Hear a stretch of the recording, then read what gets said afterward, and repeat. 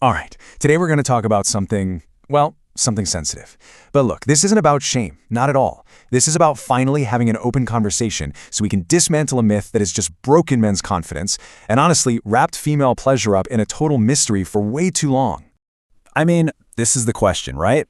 It's the one that millions of men ask themselves, probably in the middle of the night. Am I good enough? It causes so much anxiety. And today, we're going to give you the answer, not based on opinions, but on cold, hard facts. If you've ever felt that pressure, trust me, you are not alone.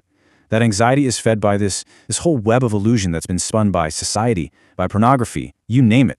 So in this explainer, we're taking a pair of scissors, science actually, and we're going to cut right through all of it to show you what truly matters. So, let's dive in. Okay, first things first. We have to tackle the central myth. This is the big one, the idea that sets so many people off on completely the wrong path. This deeply held belief that deeper equals more pleasure. You know, our source material has this line that just nails it perfectly. If you are chasing depth, you are running the entire race on the wrong track. Why? Simple. Because that whole obsession with length, it's completely misguided. It totally ignores the biological reality of how female pleasure actually works. So, enough with the myths. Let's get into the actual science. We're about to explore the real geography of the female body, a map that is, and I mean this, absolutely essential for everyone to understand if the goal here is mutual pleasure and a real connection.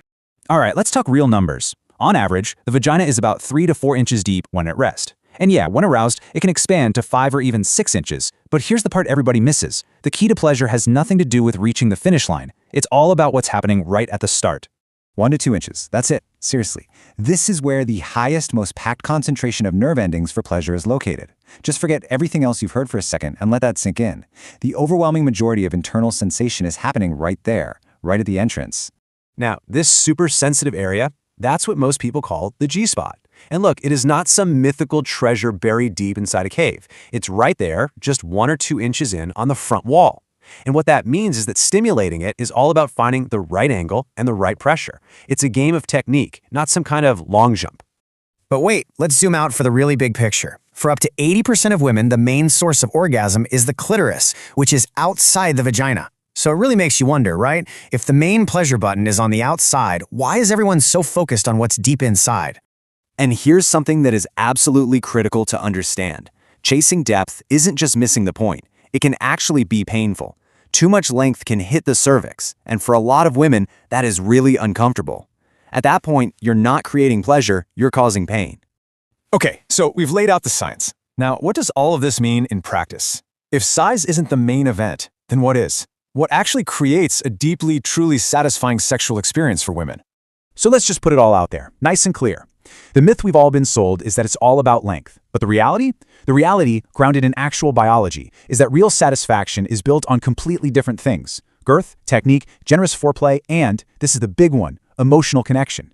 And look, when you actually ask women what matters most, the priorities become crystal clear. Things like foreplay, feeling that emotional connection, having a partner with good technique. These are so much more important than any one physical measurement. I mean, think about it. If you're not connecting on an emotional level, the physical part can just feel empty. So let's just put this anxiety to bed once and for all with some actual data. Research clearly shows that a length of 4.5 to 5.5 inches is more than enough to be incredibly pleasurable. Anything beyond that is usually a psychological thing, not a physical need. And pay attention to that last point. Girth, or thickness, is often way more important because that's what creates friction and stimulates all those nerve-rich walls we were just talking about. So what's the game plan? Look, it is not about changing your body. It's about changing your focus. It's simple, really. Communicate. Ask your partner what feels good to them. Make foreplay a priority. Build that arousal. Focus on your technique, not just depth. And most of all, nurture the intimacy. Just remember, this is a connection between two people. It's not a performance. And this brings us to our final, and maybe the most important point of this whole conversation. It's all about redefining what performance even means, and finding a new, much healthier source for your confidence. At the end of the day, being a great lover, it really starts in your mind. It's about being present, being stress-free, being confident in your ability to give pleasure, and being truly, genuinely attentive to your partner's needs. There's a line from our source material that just says it all, and I want you to really hear this one. Don't measure your masculinity with a tape measure. Your worth as a man, as a partner, as a lover, has absolutely nothing to do with a ruler. Because real intimacy isn't measured in inches. It's measured in connection, in trust, and in shared pleasure. So the only real question left is, are you ready to start measuring what truly matters?